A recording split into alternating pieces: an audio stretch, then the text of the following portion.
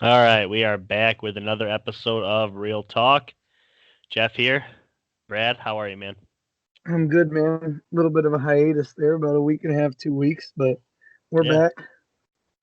yeah. It definitely seemed like we've had a little bit of a extended break, but we threw in the best of episode last week. It got quite a few views, and then on Monday we dropped the Mountain Dew rankings video. I hope you guys all liked that.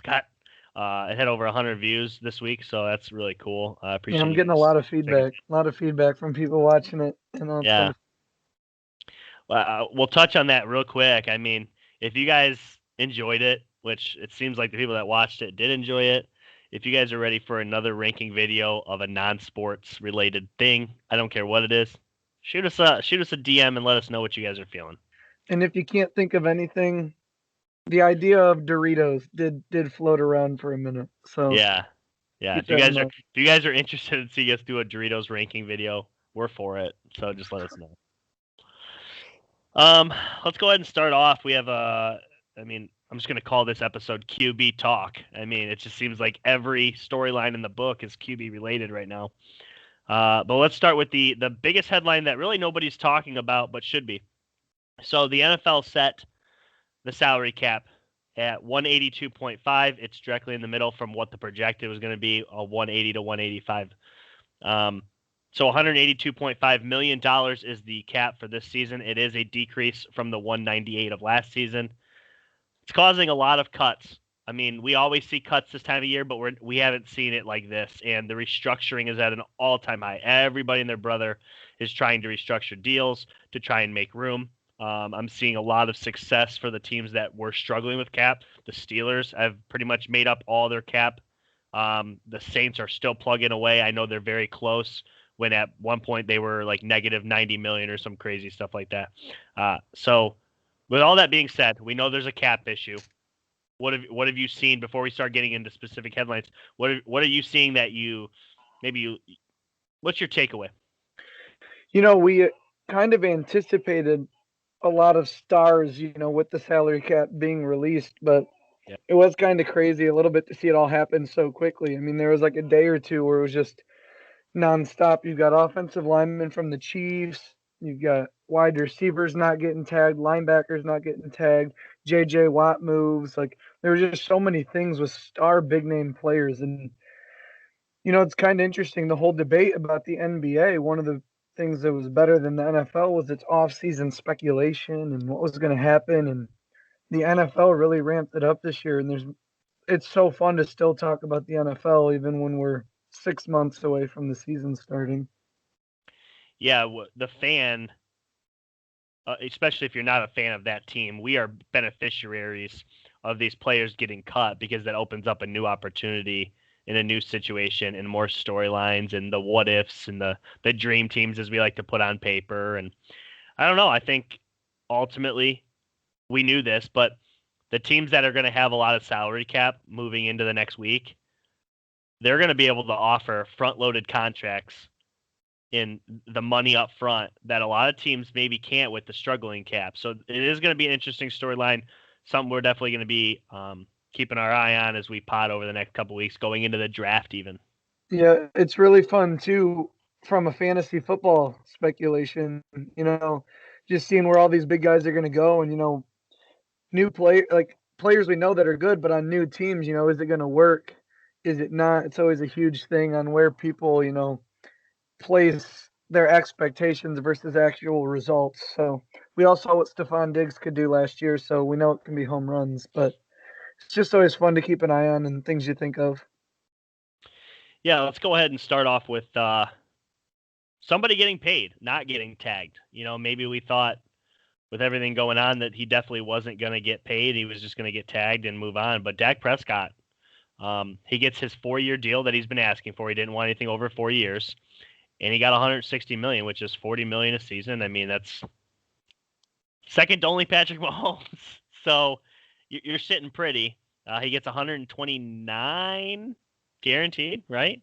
I think it was 126, but it's close. Okay, It's it around there. it's over 120 million guaranteed, and at the end of the day, Jerry Jones is about to cut him a check for about $51 million in a signing bonus, on top of his salary. So it'll be about 70-ish million he'll get in the next coming days, which is pretty wild if you think about it. What did you think about the Dak signing? Did you think it was going to last longer? Were you indifferent? Yeah, I thought he was going to get tagged again. To be honest, that's what I anticipated. When I saw the deal, I originally thought it was overpaid. I say originally because I guess when you look situationally, it does a few things for the Cowboys. I think it's easy to blame Dak for their struggles of not being able to produce in crunch time moments for the amount of money he's being paid. But at the same time, I think there was pressure on Dak to get those stats so that he could earn this contract. I wonder if with this contract, we'll see the Cowboys start to go back more to running the football a little bit, a more balanced team. I think the real problem with the Cowboys lies in the money they're spending on people who aren't playing well. The DeMarcus Lawrences and their offensive line's deteriorating, and Zeke's been doing worse and worse. And Amari Cooper doesn't really feel like a top 5, 6 wide receiver in the league right now.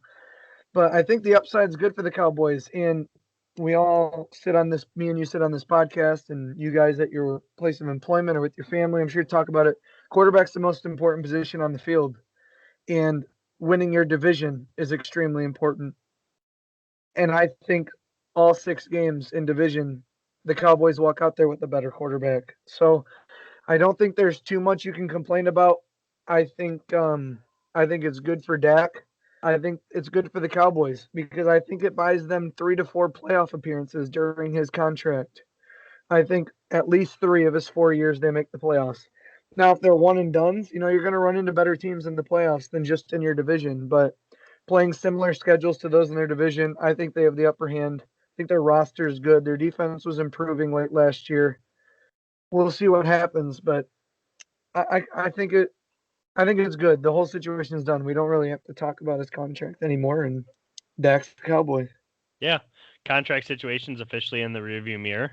I think the next quarterback we're going to be talking about is probably Lamar Jackson and his contract situation. But as far as what the Cowboys wanted, they wanted Dak Prescott. They just wanted him at a cheaper number.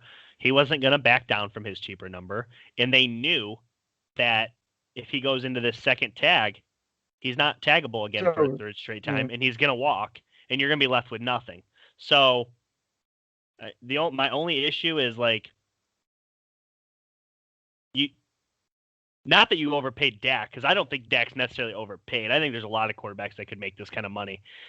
It all comes in time. In a couple of years, he won't be the second highest paid quarterback anymore. He'll be passed. I mean, it's just the way the system works. I think the biggest problem is you paid Zeke too early. He's starting to taper off. Like you alluded to, the offensive line's a mess. There's just a lot of issues that go with this team that isn't Dak Prescott related.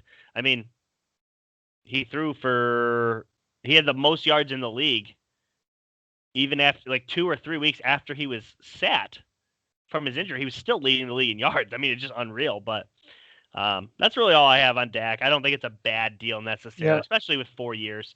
I mean, let's not pretend they locked him into a 10-year contract. It's your starting quarterback for 4 years. It is what it is. You overpaid, but it's not like you're I don't know. There's more to be said. If you're a Cowboys, with the cap going up. If you're a Cowboys fan, the only complaint you can have is timing. Because when you got all 3 and you said there's Cooper, Zeke, and Dak, you would have liked to see Dak paid first. But you paid Zeke and Amari Cooper. And previously, you've already overpaid for DeMarcus Lawrence. So now it's like, okay, let's get Dak done. And then you sign Jalen Smith to this massive contract. And it's like, what are we doing? The Mahomes contract doesn't exist yet. The Deshaun Watson contract doesn't exist yet. If you signed him first, it could have been 4 or 5 years at 36, 37 million, and you wouldn't have to pay the 40. The only thing you complain about is timing. I don't think you can complain about what the actual contract is. Yeah. I'm gonna let you take this next one away. Russell Wilson. Lots of people are talking about this. It's gaining steam. There's a quote unquote good chance that he is on the move. I'll let you talk about it. Well, I guess you can start by looking at the 3 teams he said he'd go to. Saints, there's no way they can make the cap work. Not a chance. Cowboys, they just signed Dak. And the Raiders are interesting, but they say they love Derek Carr, and they don't really possess a whole lot that they can give other than a monstrous amount of draft picks. So you look at the Chicago Bears. It's a big city right in the middle of the country that works for Russell and his wife. Russell Wilson's publicly saying he likes the Bears. He likes their up and coming offensive line, their offensive minded head coach.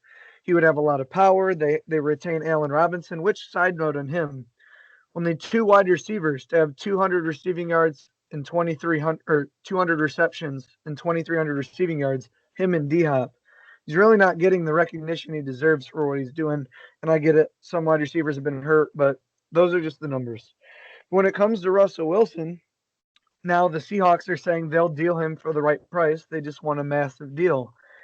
And I've been telling almost anyone who listened from the beginning, I thought it would be the Bears, simply because it's just a weird, unique situation. The Bears, they've tried winning in an offensive league with defense. It hasn't been working. So you look at the assets like Roquan Smith, Khalil Mack, Akeem Hicks, Eddie Jackson. Those are strong players you could put forth in a trade. You also have draft picks. And I feel like the whole, screw it, let's just go for it mentality comes from the coach and GM both being signed to a 1-year deal, which means if it goes south, they were fired anyway if it didn't work out. So you look at a team that I looked up this stat, and I'm going to go grab it real quick for you. This won't take but a second. This is going to blow your guys' mind. This is actually insane. Yeah, I mean, while you're looking for that, yeah, my only thing is, I told you this offline too. Russell Wilson being traded would be the equivalent of, and I'm not saying Russell Wilson is these players. I'm just saying it's equivalent because Russell Wilson is a top 3 quarterback in this league. It would be the equivalent of LeBron James or Kevin Durant or Steph Curry being dealt.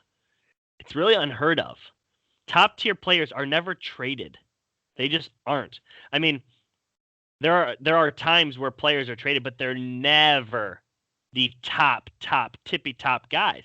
And we could have two of them with Watson and Russell Wilson. Yeah, and I like Watson. I don't think he's Russell Wilson. I think he's probably in the 5 or 6 range rather than the 1 or 2 range. That's fair. But That's fair. Russ is so good, and got a Super Bowl. He's got a Super Bowl win. Yeah. So go ahead. So these real quick, I'm going to give you the bottom 4. This is teams that have had a 4,000-yard passer and how long it's been since they've had a quarterback to throw for 4,000 yards. Okay? Yeah. Just 4,000. 29 years ago for the Titans, it was Warren Moon, 4,000 yards. 40 seasons ago, it was Brian Sipe for the Browns. 53 years ago, Joe Namath for the Jets did it.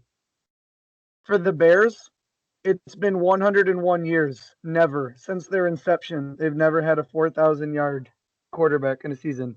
And I thought maybe Jay Cutler or some of those other guys, from way back when, but they've never had a 4,000-yard passer. Russell Wilson, I mean, that's 13, 14 games for him. So I would say I bet you Russell Wilson has done that every year of his career except maybe his rookie year. I don't have the stats in front of me. I'm just going. But you look at Matt Nagy, who's an offensive mind from the Andy Reid tree. Get a guy like Russell Wilson who are working together. You have what Darnell Mooney was able to do last year and just being missed. You have Anthony Miller. You have Allen Robinson.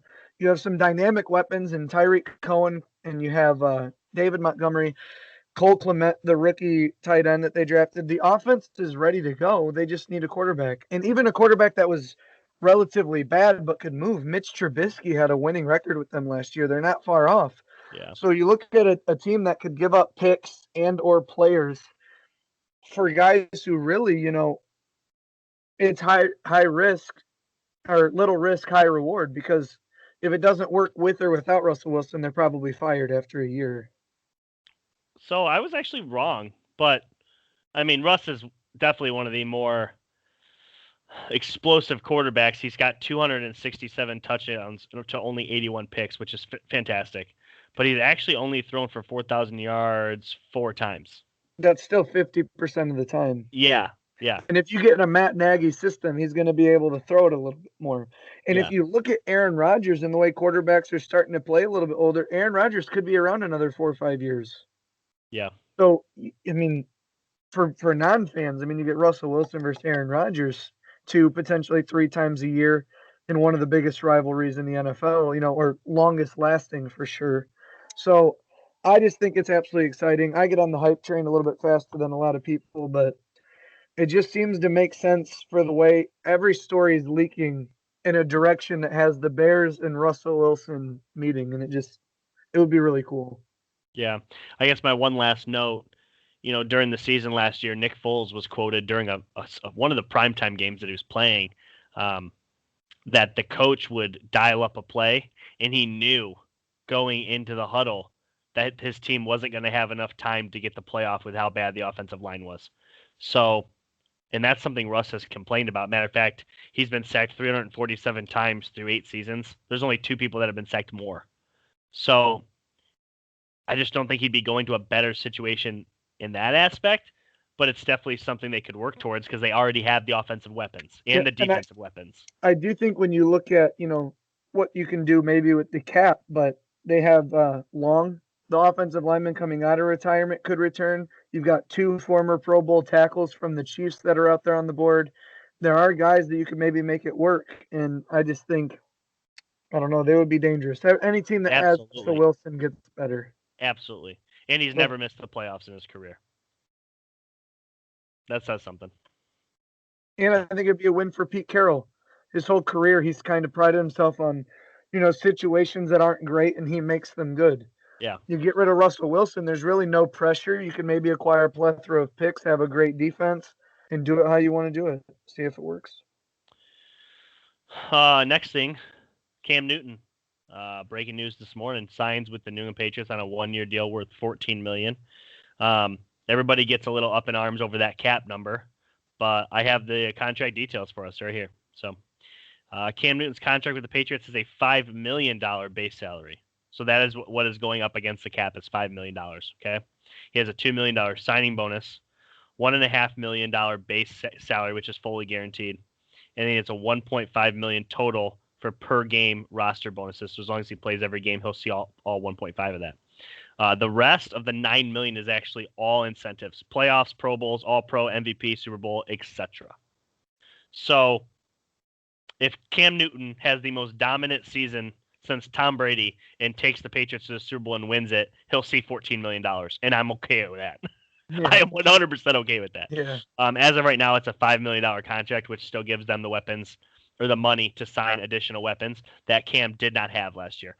I don't know who shared it the other day, but everybody's saying that Lamar Jackson's had the worst weapons in the league since he's come in the league. That is completely inaccurate. Yeah. Go and look at New England. They have the worst weapons in the league. That's why Tom left. It's no secret. Let's not sleep on it. Let's not forget about it. New England has to do something. And I don't think Cam was the problem last year. I defended him at times. There were times where it was bad. I don't know. There's a lot to it. COVID, obviously, during the season for him definitely played a part. I don't know how much, but Cam Newton back with New England. What's your initial reaction? I think if you take out that middle chunk of the season where he was dealing with COVID and the team was kind of having a rocky start, you look at what he did at the beginning and end of the season, and it wasn't really that bad. He's coming into year 2. Any quarterback year 2 in a system should be improved, and I believe Cam's working hard to be that way. There were a lot of games that the Patriots lost that they could have won, and there was 1 or 2 that they won where you didn't think they were going to. And they get a lot of players back who opted out from COVID last season. So the defense is going to improve, I believe, too, for the Patriots. I think they're going to be a better overall team. Does that mean they're back to 11 wins, 12 wins? Maybe, maybe not. But I do expect the Patriots to have more wins. 9-7, I think, is something that we can expect from the Patriots. And Cam specifically, I expect him to play much better. If he starts all 16 games, they're not going to have only, 9 passing touchdowns last year? Well, you've already said so many things that I agree with, but I don't. No, he will have 9 passing touchdowns unless they address the weapons. Tight ends, I think they will. I guess I'm assuming. I hope so. I hope so. They'll at least get somebody, whether if it's not high profile or not, but they had interns out there at wide receiver. Like those weren't NFL guys. And you have to assume they're doing something offensively with the 15th pick, or is it 16th? It's 15th, right? It's the 15th overall pick. Yeah. Yeah. So I don't know. Bill Belichick, Cam Newton year 2. I expect more. We'll see if we get it. Of course, you got to have the weapons, Yeah. but yeah. All right, let's move into this guy, former Patriot quarterback Tom Brady. So he reached an agreement today on a 4-year contract extension. The terminology is so weird because it completely voids after next year. So it's really a 1-year extension in all actuality. That's going to save the Buccaneers 19 additional million, which they were already a pretty solid team with the cap. I think they were plus 30 million. So they're going to get an additional 19 here. What do you got? Yeah, I think they're going to get Aaron Jones and Kenny Galladay. I think that's who they're going for. Stop. It's just whether you can say it's because he can afford it or not, it's still a decision that Tom Brady has to make, and he's made it willingly for the past 20 years. So make the team better. I had a little comment about this earlier. Patrick Mahomes is expected to do something similar here for this next coming up year. And I think it's going to make it even harder for people or quarterbacks specifically to try and do what Brady's done because they're starting to realize that it's a business.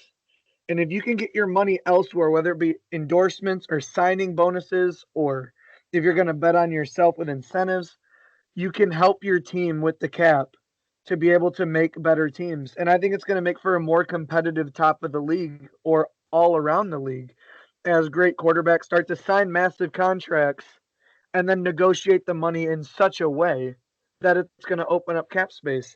Tampa Bay is looking to run it back. And as of right now, we haven't seen the draft or free agency yet, but as of right now, the only teams that have gotten better or stayed the same is Tampa and the Rams. Every other NFC team The Colts, has, maybe? well, Oh, you're just going NFC. Sorry. yeah, sorry, Sorry. but the Rams and Buccaneers are it. Yeah. And the Colts, a lot of people would say, well, is Carson what we think? We like Carson, but Yeah. you don't know. So you just look at what's in their way, and the Chiefs were in their way. Their offensive line's in shambles. The Packers were in their way. They're losing their running back and their center. All these teams, and some people are disgusted because it's Brady, but I don't know. I just feel like you can't help but be like, it's crazy how he can manipulate things, he's doing nothing outside the rules, but he is manipulating his contract to allow his team to be great, and you can't fault him for that. Yeah, and everybody's probably sitting here listening and they're saying, well, his wife's rich, so he can do that. So here's the thing 99% of restructures don't result in lost money. I think that's what a lot of people think, like, oh, well, Brady's just tossing money. He's not signing for what he could. I mean, obviously, he's not getting a $50 million contract, but he's also, I mean, he's not losing out on his $30 million that he signed. He's going to get that in due time, much like this guy. Well, you brought it up already. So, Patrick Mahomes expected to do the same as Tom Brady. Chiefs are expected to convert Mahomes $21.7 million into a roster signing bonus. He's going to get all that money. It's just not against the hard cap. So it's going to save them $17 million. That's huge because what did they just do? They cut not one, but two of their starting tackles. And I think a lot of people, myself included, probably you too, thought to yourselves, did you watch the Super Bowl? I mean, Patrick Mahomes was running for his life. And I honestly thought to myself, I'm like, I thought the contract situation was going to be a year out before it really started to affect what this team's able to do. It came early.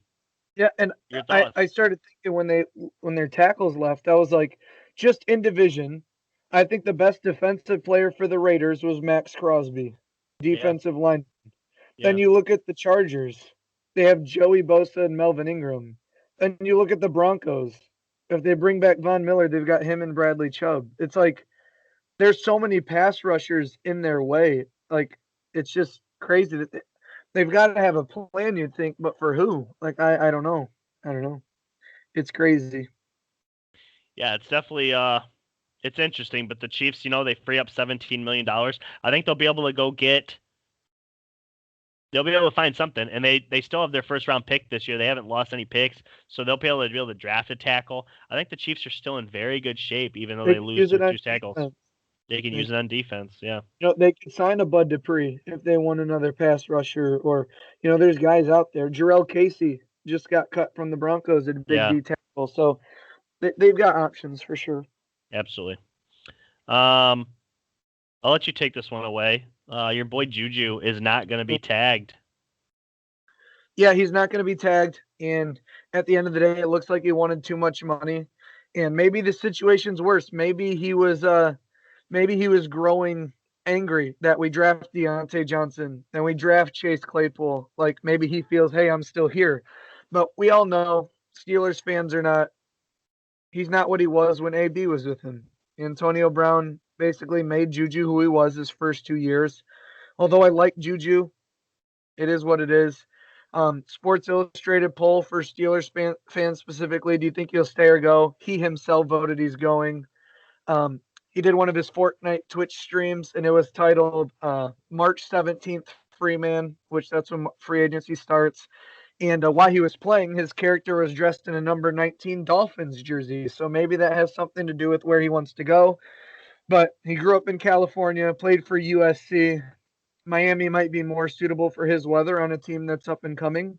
We'll see where he goes. I do not know, but it is all but guaranteed that the Steelers will not have Juju Smith-Schuster, and we'll see how the offense looks without him. But I do think that there will be a team who will be glad to have him. I think he does a lot well, so he'll be. Yeah. Is Miami your prediction? I would say Miami is my prediction. They have a lot of cap space. They need weapons. And if they're going to use that third overall pick to go get Deshaun Watson, which I also think will happen, I think the Dolphins will be getting Watson. I don't think they'll have the third pick, and they'll need weapons. Kenny Galladay might be more pricey than Juju, and why not get somebody opposite of Devontae Parker? You already got Mike Gesicki, so I think the Dolphins could use a Juju Smith-Schuster. Another player that was tagged off the market, Allen Robinson. Not shocking. Not shocking. Do you see a long-term deal? You see a trade? What do you think? He just stays put, hopes for Russell Wilson? I think he stays put, and if Russell Wilson comes, let's get it. But Yeah. he didn't want to be there because of quarterback play. And when we throw out a statistic where you're one of two with only DeAndre Hopkins, and all we've said for the past forever is the Bears quarterback sucks, it's incredible. He catches everything. You don't watch Bears games, but you see plenty of Allen Robinson plays because of Sports Center and NFL Red Zone. The dude's just he's so good. And he was good for the Jaguars, and when he left them, he's been good everywhere he's went. So for them to franchise tag him, a lot of people thought Dolphins or Colts or another good team, but they tagged him, and I think it was, in long term an effort to help Russell Wilson when he gets there. Kenny Galladay, wide receiver, no tag from the Lions. What do you think? It's hard to think about just the good teams. Bad teams can make an effort for these players too, but I think a team that could really use a Kenny Galladay that's good, and they're in a good division. I think the 49ers. I think the 49ers could make a play for Kenny Galladay. Brandon Ayuk jumped off the tape last year as a rookie, even though he wasn't Justin Jefferson. They have George Kittle. I think you can do a lot if you add a prime time receiver on the outside. Yeah, I actually like Kenny Galladay to join either like the Colts. I don't want him in New England, but I could see Bill Belichick offering him the bag. Big, physical, tall, speedy receiver. Can Jets. go out and get the Jets. Sorry, I didn't interrupt you, but you're good. I mean, anybody that's got a lot of money can definitely bring him in if the quarterback situation's right. But for some reason, I feel like the Colts are a major win here. Let's go with. Is it because it's still being blue and white? Yeah, that's part of it. He just looks good in that blue. So obviously the Bucks tag Chris Godwin. They sign Levante David and Brady freeing up the money. It looks like they're going to do Shaq Barrett. Do you think Shaq Barrett resigns with the Bucks, or do you think he actually walks? I do think he resigns with the Bucks, because I think the Bucks want him for sure, and I don't think they have enough money to where they can afford him. So I don't think they let him walk. I know they still want to sign Sue, maybe Fournette. Gronk will take a hot and ready to play for the Buccaneers, so I don't think it should be too big of an issue. But yeah, I think Shaq Barrett. Actually, I think he's crazy. I think he'll get more money than Levante David. Oh yeah, I do too. You know, I don't know. I think Levante David's more important, but it's another discussion. Yeah. What's your take on Hunter Henry? No tag from the Chargers. It's weird because people talked him up, and it seemed like Justin Herbert played well with him. So, I mean, I don't know. Maybe the tight end market's lucrative. Kyle Rudolph's out there for cheaper. Jesse James floating around the NFL just came away from the Lions. Lions. Zach Ertz could possibly be on the market being traded for. So Jonnu Smith is also out there. Yeah, so maybe they can draft one, or maybe they think they have another guy at the position, or maybe they just wanted to put that money on defense. I have no idea, but it was shocking. I thought he was going to be a Charger. Where do you see him going? Gosh, I could see him going to I think a real bad team that's just going to be able to pay him. So Jets, maybe they can pay him a little bit more. He'll go there. Doesn't really seem like he's interested in winning because the Chargers would probably pay him decent money, and he's on a good team that's on the rise, I think, with Justin Herbert. So had a chance to develop a long-time connection with a pretty good quarterback, it looks like. So he turned that down. It's got to be for money. So a team that can just splash money around, maybe the Jets, maybe the Texans. I don't know. I see New England making a play here. They have the cap space. They have not been able to fix the tight end situation, and I'm not so sure. Matter of fact, I'm almost positive that Pitts out of Florida will not be there at the 15th pick. They need to do something. We're talking 2+ years without Gronk. Hunter Henry for sure, I think would be a nice fit. Yeah, I saw that little post that you had from Colin Cowherd where he said Curtis Samuel, Hunter Henry, and Jonnu Smith. Those are my picks. Oh, were they? Yeah. Oh, I thought you shared someone else's. Sorry, but yeah, I mean the two tight end situation I think would work really well for Cam. And you look at one of his top targets all time was Greg Olsen, tight end. I think he works well with the big body. Mm-hmm. Hunter Henry, I think that would be a really good fit. Nice receiving addition too, and blocking and play receiver. So, Bud Dupree, another Steeler. Yeah, I see a lot of this, and I think Titans written all over it. They need a pass rusher. They couldn't get sacks. I will say, as much as people want to say, when Bud got hurt, the defense fell off. I've heard that from a couple people. The defense didn't fall off. It was the offense. Anybody who watched a quarter of football knows the offense. Bud Dupree, out of the 4 down players, was the worst one on the Steelers. Now, I'm not saying he's bad. I think he's a good player. But people are going to sign him expecting him to be what he was for the Steelers. Coming off of an ACL, not getting the help or, not the one-on-one coverages all the time. I think he's asking for too much money. I think the Steelers are right to let him go. Good luck. Okay. Shaquille Griffin, one of the top corners, no tag. Lions need secondary help. Their Jeff Okudah pick isn't working out exactly as fast as they wanted to. Maybe he makes a jump in year 2, but under new coach Dan Campbell, I believe his name is. Mm-hmm. He might have a little bit of money, go splash on a corner, get some help on the defensive end. I think the Lions would be a good fit for him. Shaquille Griffin is from UCF, Florida, team that needs a corner. Jacksonville have cap space. Ooh, yeah, that would be good. I love him in Jacksonville. Yeah, we did talk about that. Trevor Lawrence gets drafted. You just got to work on the defense. Shaquille Griffin would be a great pickup. Yeah, that would be really good. Yeah, Jonnu Smith from the Tennessee Titans. Not only do I think, again, I put this on the Facebook page, not only do I think New England is going to try and get Henry, I think they're going to get Smith too. I think Smith is the number one they want. When we played Tennessee 2 years ago in the playoff game, Bill Belichick was raving about Jonnu Smith. Big fan of him, big physical body. He actually in his questionnaire they said, "What do you think of tight end Jonnu Smith?" He goes, "He's not a tight end. He's a wide receiver." It just goes to show you what he thinks of him, and just big physical body. He'd be a great weapon in New England. That's my I prediction think there. he'd be good for New England too. Big body, he can block in. Like you said, he's a great receiving option. So I think that's the kind of players they need right now at New England. Yeah. And Offensive players that can do multiple roles. yeah. And I really only got one more to round us out. Running back Aaron Jones from the Packers, no tag. Shocking because he was very good for them last year and the year before, if I'm not mistaken. He's So really, really, he's really coming off 2 fantastic years, and they're not out on him. They could still re-sign him. What's your take? Where do you think he goes? gosh, I don't know, because running backs, you never know if they're in it for the money or for winning. Like they could really go anywhere. Gosh, I got two Aaron, teams. yeah, no, go ahead, spit them out, because I'm A- just thinking. AFC East, Jets got a ton of money. They cut Le'Veon. They really don't have a running back anymore, and they're probably going to try and attack the quarterback position. So why not pay a guy that can give you the carries? Aaron Jones is that guy. Another one down south, Miami, especially if Watson isn't traded for. You know, the Dolphins really didn't have a dominant run game last year, and if you're going to put Tua as the guy, give him somebody that can get 25 carries a game and go get Aaron Jones. Yeah, I said the Jets a while ago when I thought they might get Deshaun Watson.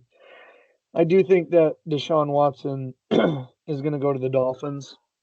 So I'm not Jets. Maybe yeah. They like I said, they got so much money to splash around. If they keep Sam Darnold or draft a guy, Kenny Galladay and Aaron Jones would be a great start if they could splash money. Hunter Henry, any of those guys really, because they're a team to watch. I mean, they have the most cap space in the league, so they can do a lot of things. And I don't know, Jets could be a whole new look team next year with how much money they have. Yeah, yeah, for sure. The Could be Jets, okay. Jacksonville are both two absolute wild. I think New England's a wild card too How for do how the much Colts cap have space so they have. much? What's that? Oh, the Colts have so much. Aren't they third in the league?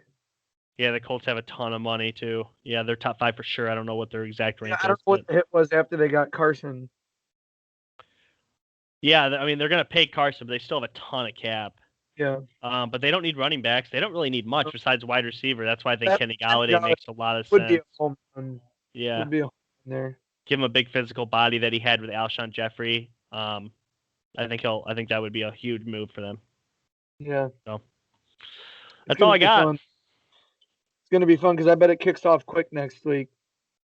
Yeah, I mean, I've never understood this how people are already signing. For the most part, it's re-signing, but still, I mean, I don't know. I've never understood how free agency. Sometimes it technically starts at so and so time, but there's deals made like that or even beforehand, and yeah, They've already agreed to sign there. They just have to wait till this day to put their name on the paper. yeah.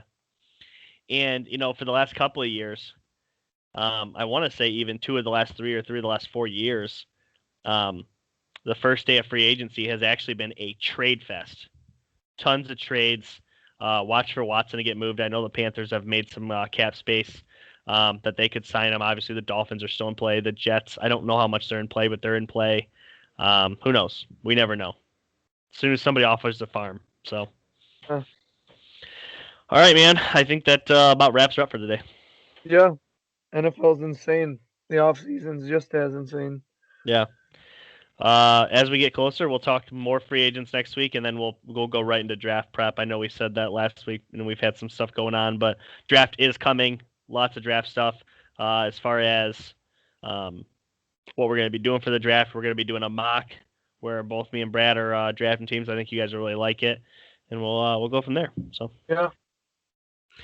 all right, guys, take a look at the Mountain Dew video if you haven't yet. Let us know what we're doing next. A lot of people have enjoyed it, so I think you guys will too. Don't And forget to like and subscribe that on YouTube as well, yeah, guys. like and And to share it subscribe. to Facebook pages. The subscriptions are up 30%, which is absolutely huge. And for that, I thank you guys. And we are out. I'll see you guys next time. Yep. Later, guys and gals.